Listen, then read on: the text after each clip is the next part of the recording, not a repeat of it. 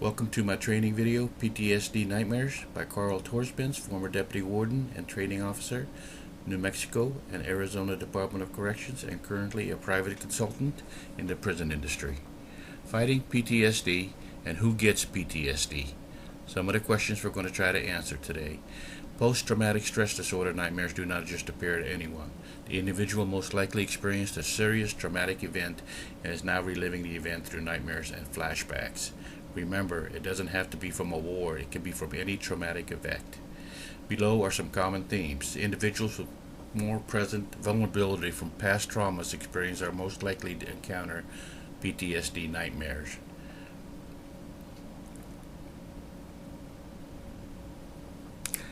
Character pathology, current everyday stressors, poor support network, and treatment options often have an effect on those with nightmares. Those individuals suffering more overwhelmingly with traumas high a threat of physical or emotional injury.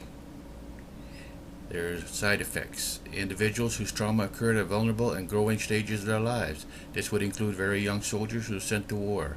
Individuals who lack a network of trust and help social emotional support resources.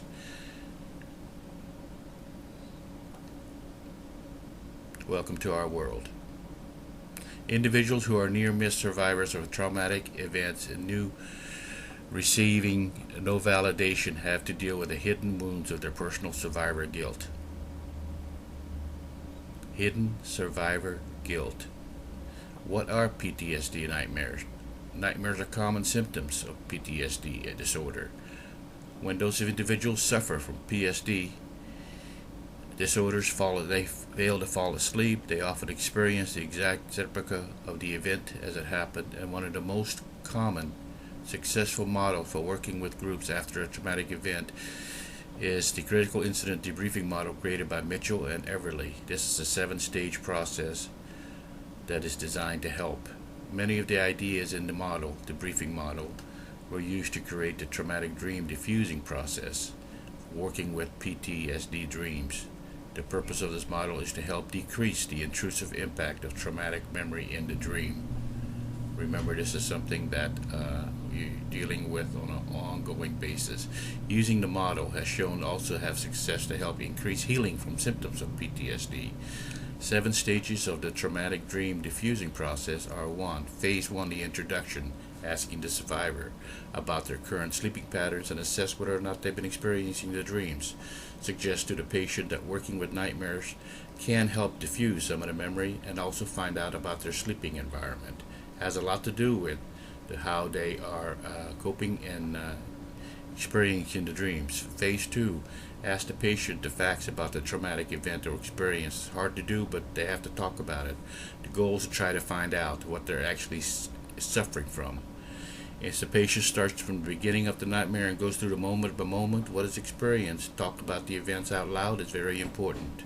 Phase 3, the thought process.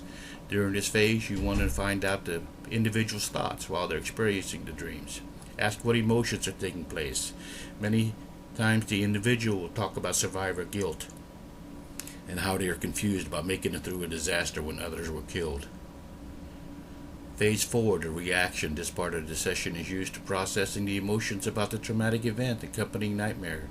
Many times the emotions experienced in traumatic nightmares are the very worst part of the recurring nightmares, making intense emotions occur over and over in the dream and to the individual. Phase 5, symptom sensory. In this phase, the goal is to pattern and get the patient in touch with body memories or sensations that they may be experiencing due to traumatic nightmare. In addition, the purpose is to find out how the traumatic experience plays a role in the nightmare so they can understand and destroy these particular sensations. Phase 6, the replay. In this phase, the patient will replay the nightmare by writing it down with a sense of strength and control. Taking control is the key. Techniques including listening, thoughts, feelings, sensations, emotions, and facts. Then the patient will discuss how they feel the nightmare needs to be changed in order to feel safer. Phase 7, the teaching. The goal here is to teach the patient that traumatic nightmares are a normal way to work through the memories of a traumatic event. Also a goal to be supportive and encourage the patient to continually talk and discuss their emotions to kick the nightmare. The more times the traumatic nightmare is told through writing, drawing, and discussing, the quicker the the trauma of the dreams are being released. Thank